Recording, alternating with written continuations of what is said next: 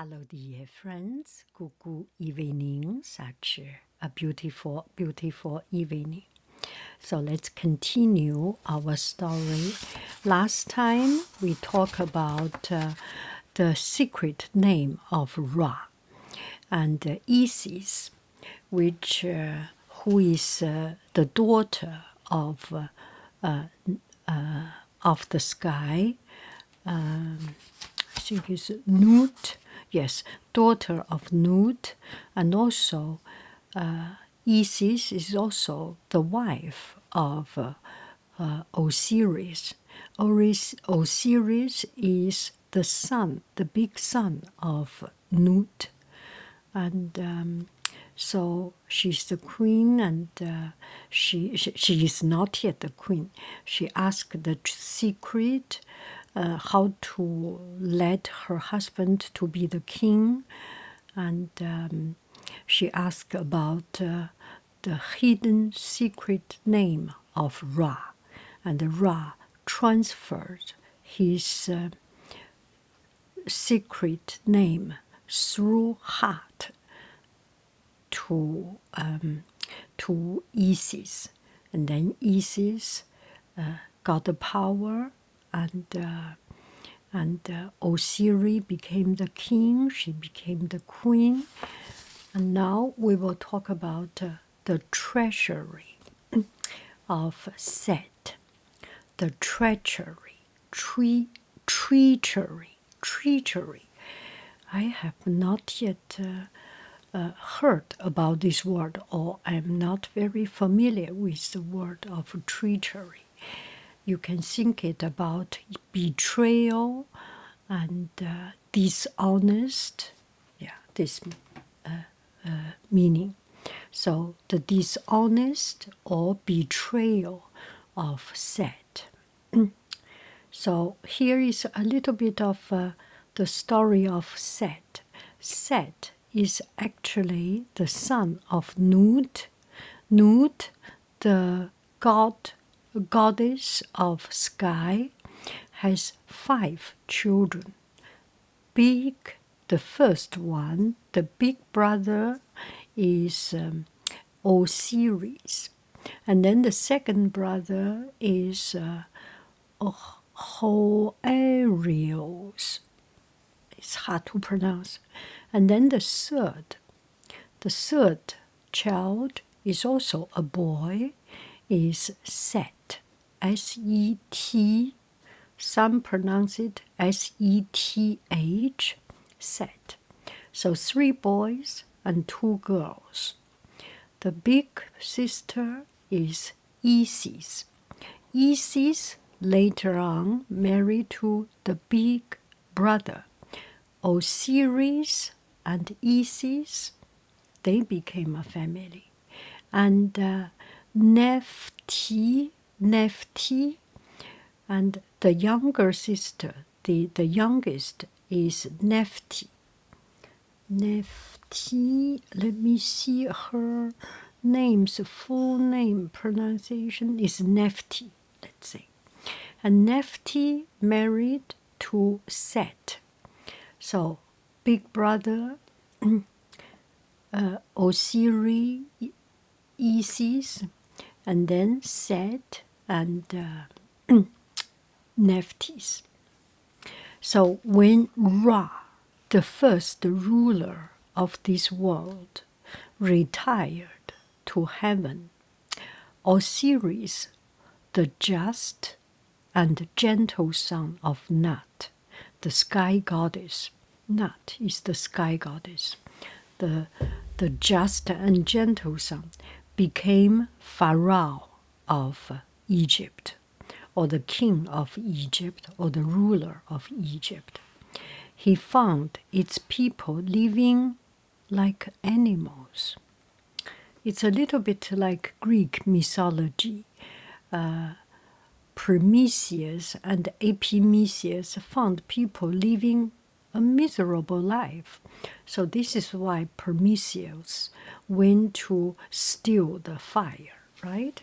So here, come back to this to this Egyptian mythology. So Osiris found that people living like animals, or say worse than animals, not even as good as animals, their lives were unguided by any law. There's no law. They did not even know how to grow food. They didn't know how to grow food, and they were not strong as lion, hippopotamus, crocodile. They can just kill. They just not strong, no skill, yeah, and no law.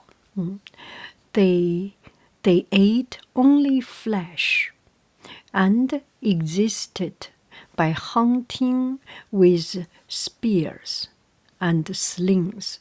They only use spears or sling or a rock that hunt people. No machine gun, no cannon, no auto-guided missiles. No, none of that. It's just spear and slings. If they failed to kill any wild thing, they turned on each other and ate their own kind. That's cannibalism, right? Cannibalism. So human eats human, and this actually happened in this world. It was not just a story. Yeah. So they ate themselves. Which animal do not do, right? Which animal do this? Even animals does not do this, right? Instead of living in settled towns and villages, they wandered in disorderly tribes up and down the land, always restless and continuously fighting and killing each other. That sounds like such a miserable way of making a living, right? Osiris showed them how to live civilized life. We don't fight each other. I do not agree with you, you do not agree with me. That's okay. We do not kill each other. And nowadays, people even kill each other for something, right? That's so animal. That's worse than animal. If we say these people are like animal, it's an insult to the animals. Even animals do not do these bad things, these evil, these vicious things. Yeah.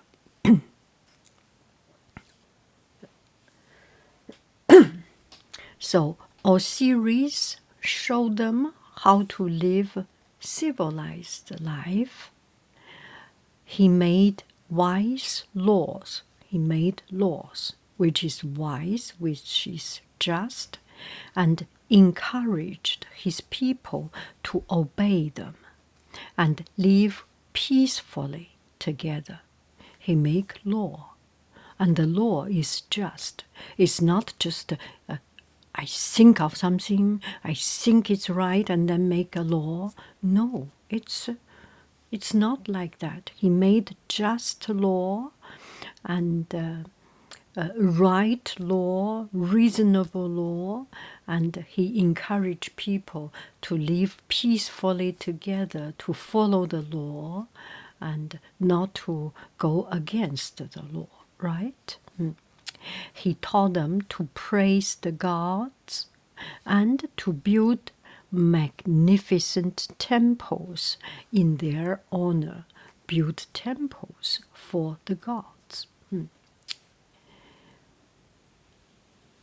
He gave men and women instructions on how to farm the land so that it yield plentiful crops, for crops of wheat and barley, so that They can make bread. They can make baklava. They can make Egyptian food. They can make papyrus soup. They can make what else did I eat there? They can make kebab. All the good things, right?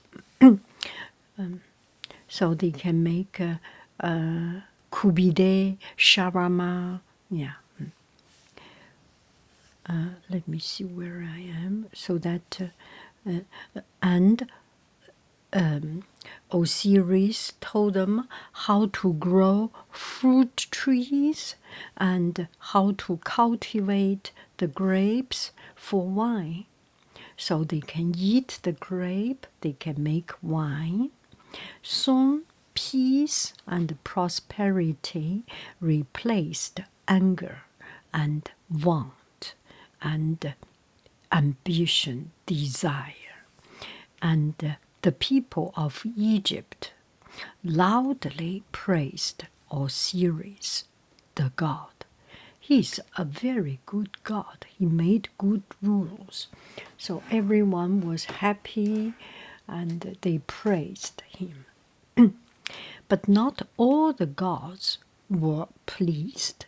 Set, the brother of Osiris, hated him for his success. This is very understandable, right?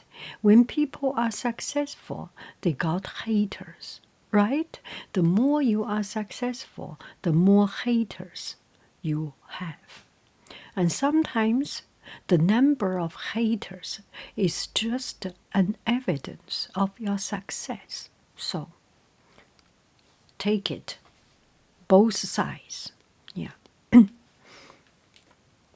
So Set was not happy with his brother's success. Set was the god of storm clouds, thunder, and the cruel, hot desert. So Set was the god of the bad things, kind of. In the desert, okay, we are recording. In the desert dwelled evil things. So in the desert there were many evil things, scorpions and wicked spirits, droughts, whirlwind, tsunami. Is there tsunami in desert? Maybe not. Yeah. Desert, storm, hurricane, and the typhoon, those, and sandstorms. These were the servants of Set. These were the servants of Set, and came when he called them to do his bidding. So Set sometimes say, "Come here, I am not happy. Give these kids some lesson and give them some trouble." And then storm here, and then all the bad things here. Set mocked the good works of Osiris, secretly looking for an opportunity to get rid of him. So Set wanted to get rid of Osiris, the good Lord, or the good leader, the good God, the good ruler. When it seemed to Osiris that all was going well with his kingdom, he entrusted everything to Isis, to his wife, his beloved queen, while he went on a long visit to foreign land. So Osiris was happy and proud of everything happened in his own kingdom, and he went for a long travel to a foreign land. He wanted to spread to other people the blessings that he had showed on Egypt. Good things need to come in double, right? Need to be spread. So he went to other countries to spread goodness.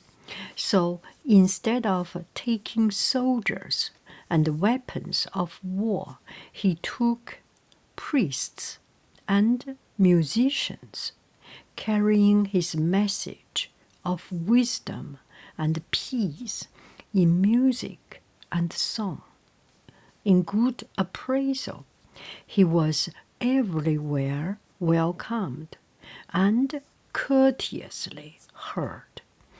His song was heard, his dance was seen, and he was welcomed everywhere. Meanwhile, Set thought his chance to snatch the kingdom of Egypt had finally come.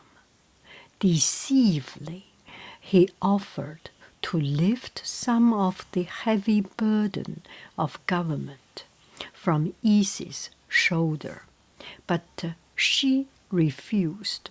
The queen was smart, right? Not trusting him for a moment. She did not trust Set. Set is, it's not trustworthy. She just, at the back of her mind, the queen, she can sense something not so right. And she could not trust him and watched his every move. So the queen watched Set's every move. Set worked cunningly to outwit her. He began to speak secretly in people's ears, and as one can always find mean-spirited people who envy success.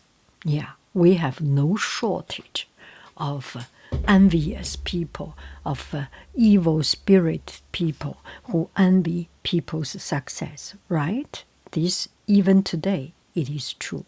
He managed to gather together a band of 72 conspirators to join him in a plot. 72 bad guys all united together.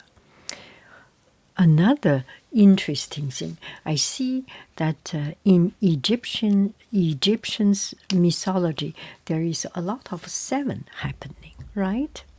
When Osiris came home at last in triumph, Set announced a celebration in his own honor. Let's celebrate Osiris' return. There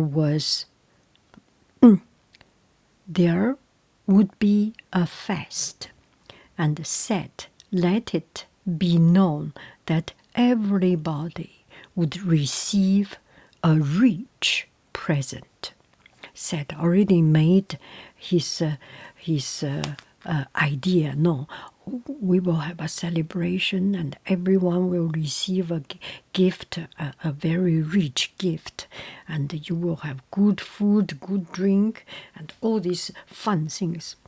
And the feast ended, and the gifts were given out to great rejoice. Everyone was happy. Oh, the king is coming back, and we had good food, and now we will receive gifts. Then Set declared that there was one more present still to come. One more, only more. Everyone, you get yours. Now I have one thing. His servants carried a splendid chest made of ivory and ebony inlaid with silver. Oh, this couple of days, silver is becoming extremely a good marketable asset, right? And Set put the silvery chest in the middle of the room. The courtiers crowded around. Who is it to have it? And this one is for whom? Set hold on himself and said, this gift is not for anyone, or is for anyone. It's not for anyone who does not fit in, but it is for anyone who can fit right in. A chest, a long box. It's for you to discover. It's a gift to the one who fit just in, just right, just perfect. Then everyone start to scramble around and wanted to fit in. Oh, if I fit into this chest, I can get it. It's the most precious thing. And the people guessed, everyone tried to enter one after one. There is one get in, oh, it's too long. Another one get in, oh, it's too short. Another one get in, oh, it's too narrow. Another one get in, now it's too wide. Nobody can fit in. A little bit like Cinderella's crystal shoes, right? And just at this time, Set said to his brother, my brother Osiris, why not you give it a try? So Osiris, he's a kind person. He was thinking, wow, today Set has done so many things. He had done everything to please me, to please my people, to make this event such a splendid thing. Maybe I should please him. Now I should go in. Oh, just at this time, Isis had another thought. Isis also have a distrust or a little bit doubt about Set. Isis says, the queen, his wife, Osiris' wife, said, no, don't get in. You better think twice or think 3 times. And this time, Osiris said, oh, he's my brother, and he made so much good things. So let me just please him. So Osiris lay down in the chest, and it fitted him exactly. And Set had made sure it would, right? Because it's Set's plan. He already planned it. He already know his brother's size. Yes. Immediately, the 72 conspirators surrounded the chest. They slammed down the lid and nailed it fast. They slam it down. And also, if you have been to Egypt, if you have been to Middle East, you know they have a very special trick of box. You can open it only through a trick, through a particular way. And you can open it very easily. And you close it very easily. But once you close it, you can never open it again if you do not know the trick. Once you know the trick, it's easy. So Set actually used that special trick, special lock. The chest was slammed down, and Osiris was trying to push, but it does not work. He could not get himself out. And the 72 conspirators use hammer and nail to nail it even faster, even stronger. And the 72 conspirators, they poured molten lead into each crack to make sure that no air could enter, completely sealed. Then they took the chest that had been Osiris' coffin and secretly threw to the Nile River. The terrified guests ran through the palace telling the news of the murder, while the flood water of the Nile swept away the chest and bore it down to the sea. Because Nile, every year there was a flood, and the flood water washed this chest, washed this coffin to the sea.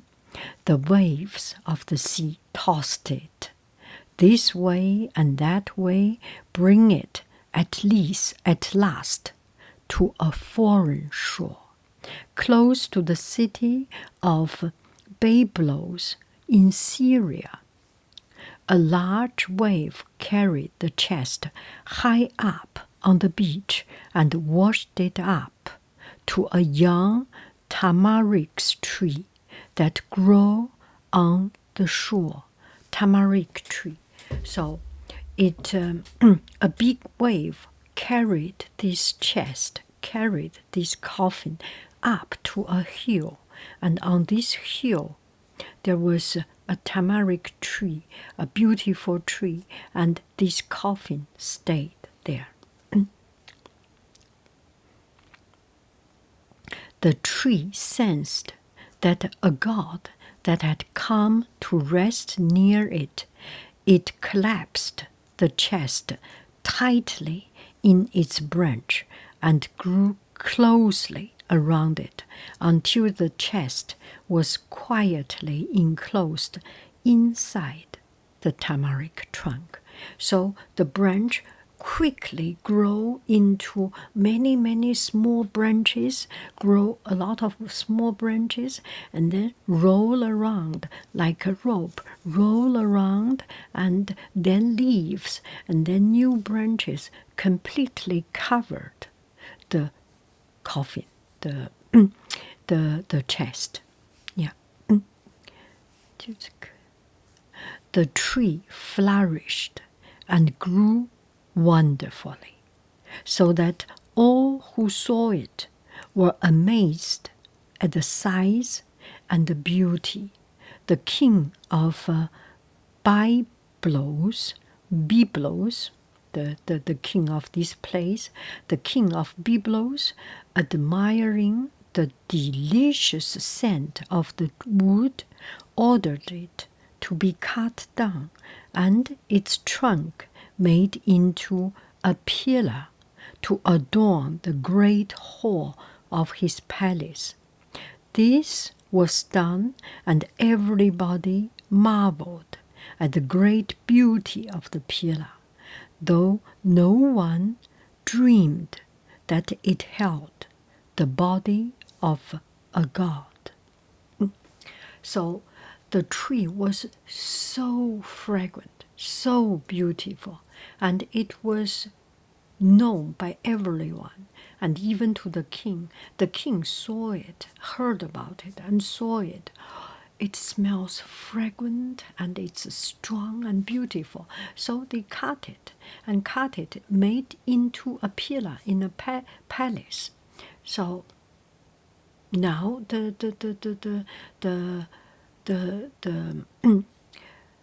the king, the pharaoh Osiris, is actually in the pillar of a palace.